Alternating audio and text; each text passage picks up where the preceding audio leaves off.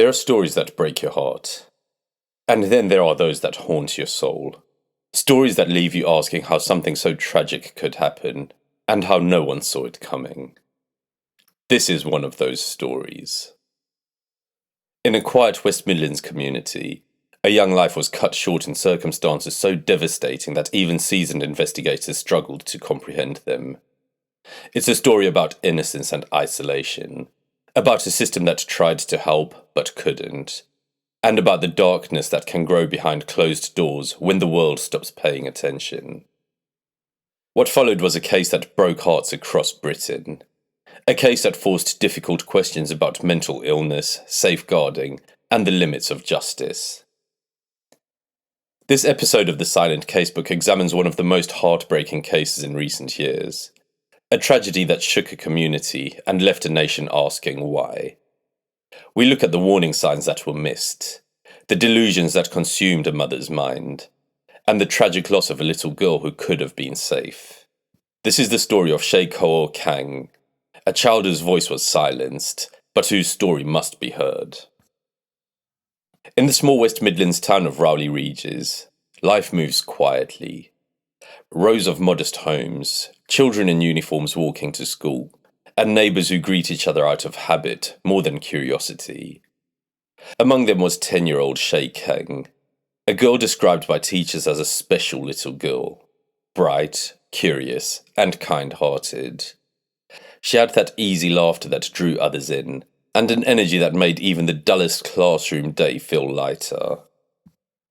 At Brickhouse Primary School, Shay was a child who loved to help others.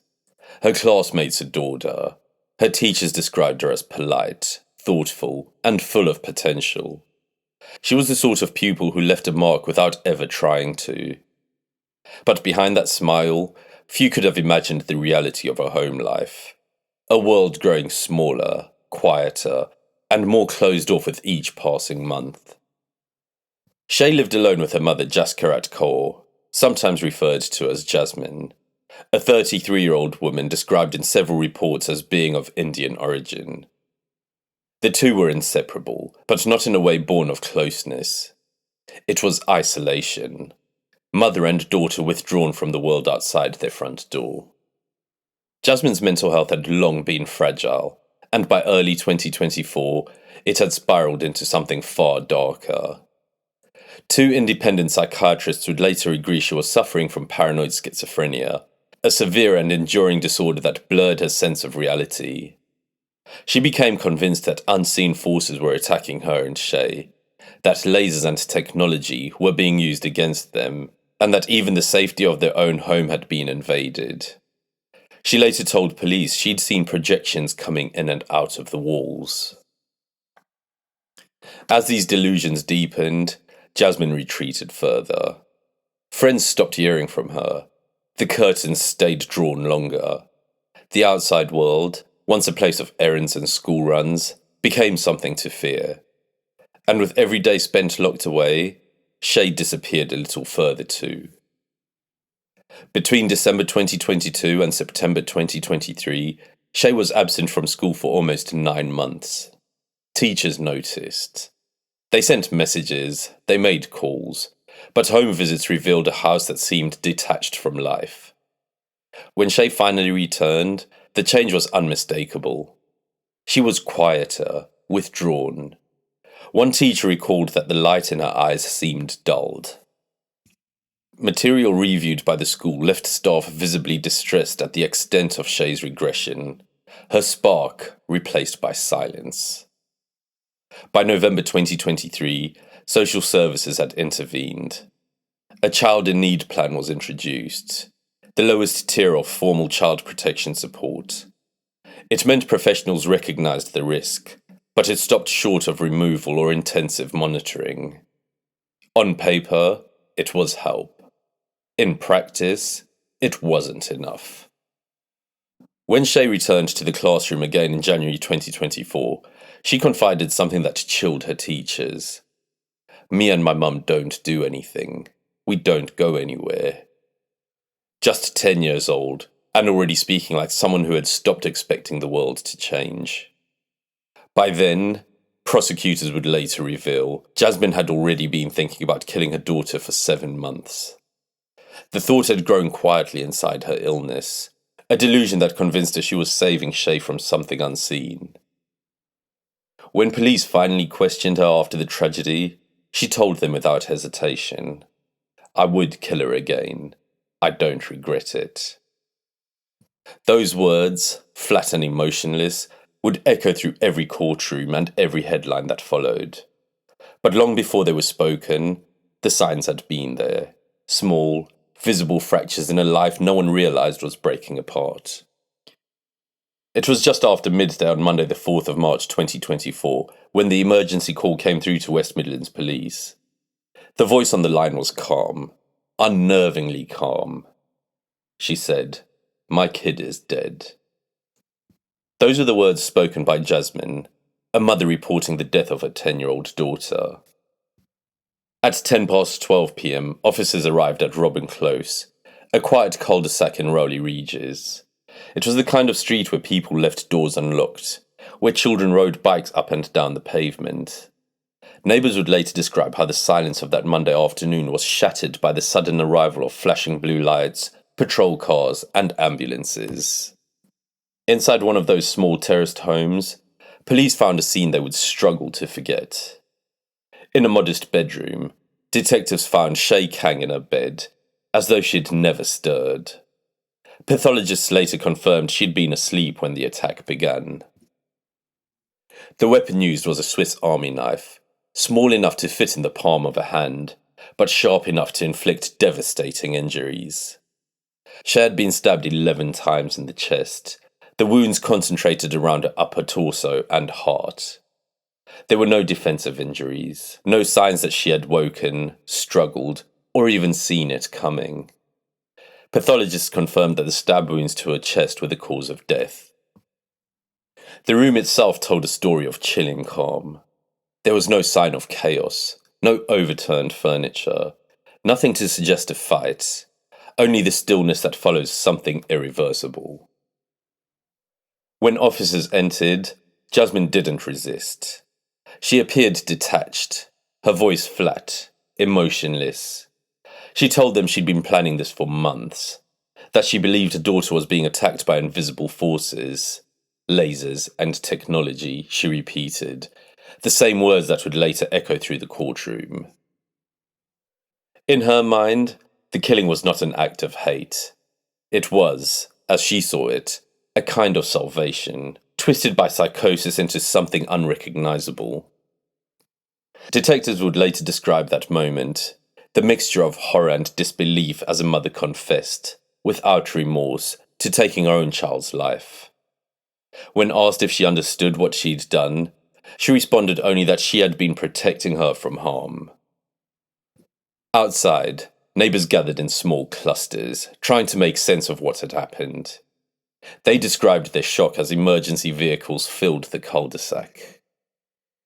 Forensic officers conducted a detailed examination of the scene, documenting every detail, every trace of evidence that could explain the unexplainable. And as the sun began to set over Rowley Regis that evening, the small street was left in silence once more. Except now, that silence carried by the weight of something unimaginable. From the moment officers arrived on Robin Close, Jasmine seemed detached from reality. She wasn't panicked or pleading, and she didn't ask if her daughter was alive. When detectives read her rights, she answered in flat, deliberate sentences that offered no remorse and no emotion. In her first interview, she said words that would echo through the entire case. She said, "I would kill her again. I don't regret it." For those in the interview room, the atmosphere was surreal. The kind of quiet that feels louder than shouting. Detectives described Jasmine's tone as steady, her eyes distant, her voice almost rehearsed. She spoke of lasers and technology attacking her and Shay, of seeing projections coming in and out of the house, and of a belief that people were watching her through the walls. She said she had planned the killing for 7 months. 2 independent psychiatrists later examined her and reached the same conclusion. She was suffering from paranoid schizophrenia, one of the most severe and enduring forms of mental illness. Their reports, presented at Wolverhampton Crown Court, described a mind overtaken by fear. Jasmine believed she and Shay were targets in a vast, unseen conspiracy, that unseen forces were manipulating their bodies and thoughts through invisible beams. She felt watched, tracked, and tormented by technology. The delusion grew until it consumed every part of her life. The court urged she became so suspicious she stopped answering the door and withdrew further from outside contact. The outside world had become the enemy. Police and social workers had seen glimpses of this deterioration months earlier. During one home visit in September 2023, an officer's notes recorded that Shay appeared nervous and hard to understand, the behaviour of a child absorbing her parents' paranoia. Social workers described how Shay's speech had regressed, becoming simple and childlike, a reflection of the isolation she lived in. By late 2023, Jasmine's psychosis had reached a point where she could no longer separate thought from hallucination. The psychiatrist told the court that, in her mind, the killing was not an act of cruelty, but a distorted act of protection, an attempt to save her daughter from a danger that existed only in her delusion. The judge would later describe Jasmine's condition as deep-seated and long-term, with no guarantee of future improvement. For investigators and the public alike, her lack of remorse was almost harder to understand than the act itself. But within the cold logic of schizophrenia, her detachment made sense. When she said, "I would kill her again," she was not boasting. She was stating what her broken mind still believed to be true. And so the picture began to form. A woman lost inside a world of invisible threats, and a little girl drawn helplessly into her mother's collapsing reality. For many who followed Shay's case, the most painful question was the simplest one of all. Could this have been prevented? The timeline of missed opportunities stretches back more than a year before the killing. Between December 2022 and September 2023, Shay was absent from school for nearly 9 months. That's an entire academic year, an absence that, by any measure, should have raised urgent alarms. Teachers at Brickhouse Primary School tried again and again to reach out, but each time Shay failed to appear at school, concern deepened.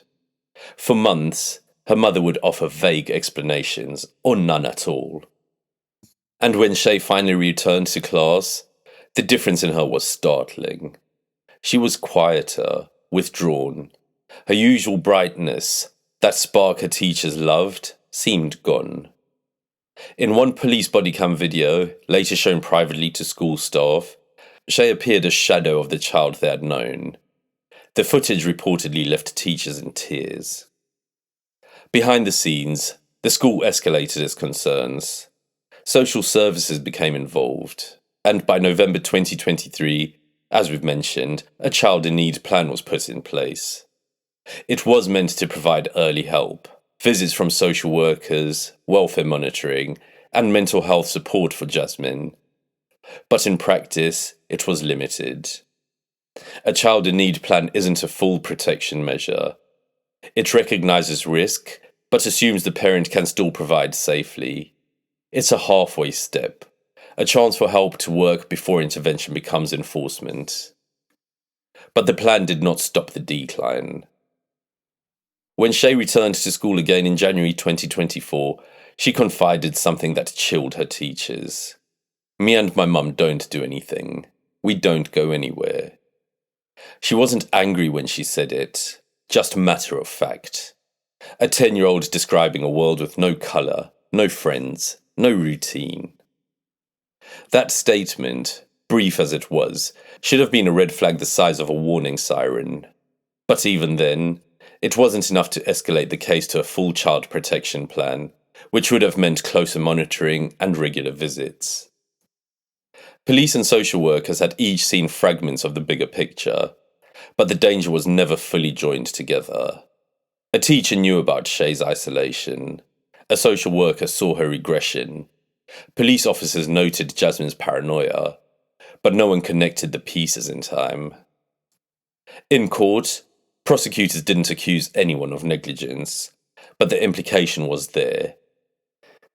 The Sandwell Children's Safeguarding Partnership has since launched a local child safeguarding practice review, an independent investigation to examine every missed moment, every decision made, and every warning overlooked. It will ask difficult questions. Why did 9 months of school absence not trigger a stronger response? Why was a child in need plan, the lowest level of statutory support, considered enough?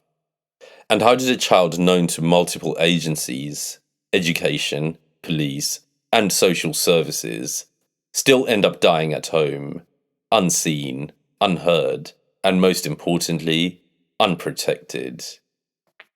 For Shay's teachers, the guilt is lasting. One described her in a statement as a child who had so much to give and who deserved so much more. They did what they could, but sometimes, in systems built on paperwork and thresholds, children like Shay disappear not because no one cares, but because caring isn't enough.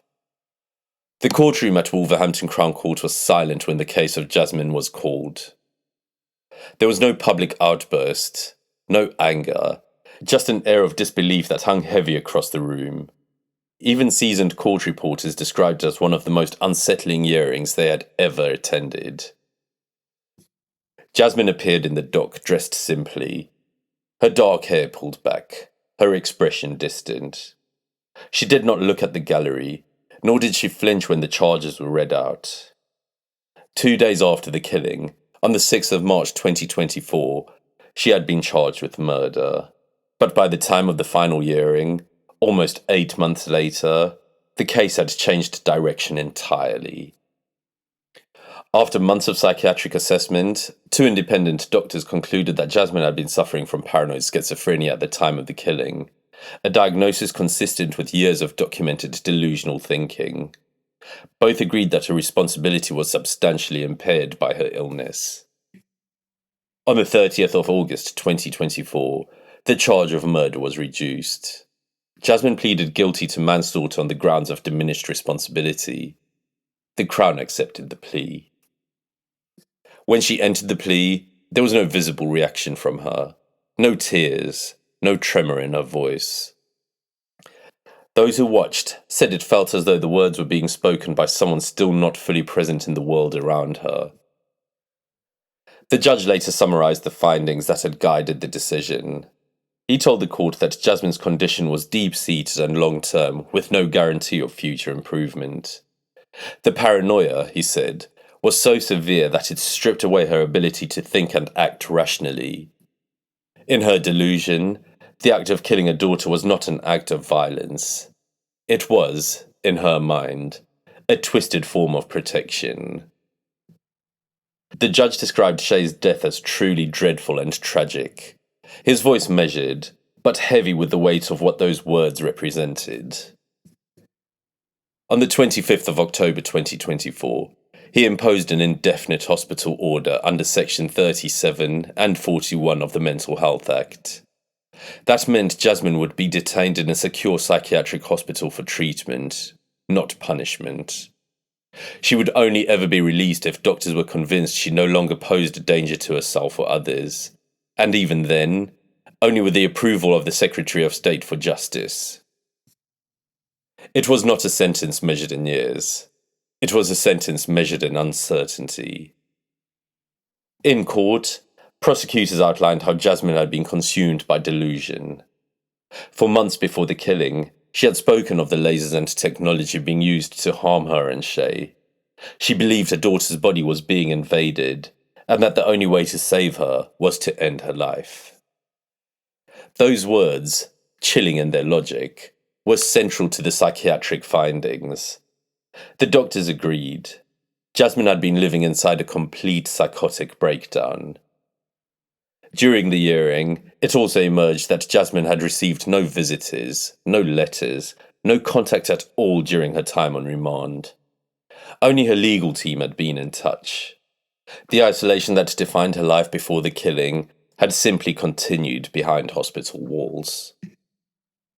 For Shay's loved ones, and for her community, the outcome was agonizing. The law recognizes that mental illness can rob a person of moral understanding. That diminished responsibility is not a defense of choice, but a recognition of capacity. But how do you explain that to people whose hearts are broken? To them, this wasn't a story about psychosis or legal definitions. It was about a little girl whose life had been stolen, and a mother who would never truly face prison for what she'd done. The ruling left the courtroom divided. Justice had been served, perhaps, but not in a way that anyone could feel peace about. In the weeks that followed the sentencing, the story of Shay Kang faded from the headlines, but not from the hearts of those who knew her. For her school, her friends, and her wider community, the loss was impossible to process. On the 5th of September 2024, before the court's final decision was even handed down, Shay's funeral took place. It was a bright but subdued morning, one of those late summer days where the air feels heavier than it should. Outside the small chapel, there were rows of flowers, cards, and stuffed toys. Most of them came from her classmates. Inside, the service was simple and heartfelt. Teachers from Brickhouse Primary School spoke about the little girl who had lit up their classrooms, calling her a special child who made everyone smile. Pupils too young to fully understand the permanence of what had happened clutched letters and drawings they'd made for her. One card read, "We miss your laugh." Another read, "Fly high, Shay." Her head teacher described her as a kind, caring, and thoughtful pupil who always looked out for others. But beneath the comforting words, there was an unspoken ache. The shared knowledge that the system meant to protect her had not. As the service ended, the sound of quiet sobbing filled the air. Some of the teachers held each other's hands. Even the funeral staff stood still for a moment longer than usual. Soon after, the school announced plans to create a memorial garden in Shay's honour. A small, peaceful space where children could sit, think, or leave flowers. It was their way of giving her story a sense of presence again, of ensuring she would never be forgotten. But outside the school gates, the emotions were more complicated. Kaylee Colclough, Shay's godmother and a close caregiver during her early years, spoke publicly after the trial. Her anger and heartbreak were raw. She told ITV News she was disgusted that there had been no murder trial, that Shay's voice, as she put it, had never been heard in court. She said, Shay didn't get her voice. She was an innocent little girl. There should have been justice for her. Kaylee revealed that she had once been close to Jasmine. She had seen flashes of her temper, the occasional angry outburst, and she knew she had struggled with trauma. But she never imagined it could lead to this. Her words echoed what many in the community were feeling. How could a case so horrific end with a hospital order instead of a prison sentence? How could a child so well known to her school and social workers have died unnoticed until it was too late? For Shay's neighbours, disbelief turned into sorrow, and sorrow into quiet anger. The cul-de-sac on Robin Close, once an unremarkable street, had become a symbol of something broken in the system. But amidst that grief, there was also tenderness. The children at Brickhouse Primary began leaving handwritten notes at the gates, small simple tributes that captured the purity of their friendship. "I miss your stories," one read, and another said, "You were my best friend." For teachers, every empty chair, every unclaimed piece of schoolwork became a reminder of what had been lost. In the end, those who loved Shay tried to focus not on how she died, but on how she lived. Her laughter, her kindness, and the innocence that should have been protected. She was remembered not as a victim, but as a light, one extinguished far too soon. Some cases stay with you long after they've ended, not because of their complexity or their headlines, but because of what they reveal about silence, about the kind of suffering that happens quietly, behind closed doors, until it's too late for anyone to stop it. The killing of Shay Kang is one of those cases. A 10-year-old girl, bright, gentle, and full of promise, lost her life in her own bed, in the place that she should have been safest. The courts concluded that mental illness lay at the centre of this tragedy. The law recognised that her mind was so consumed by delusion that she could no longer tell right from wrong.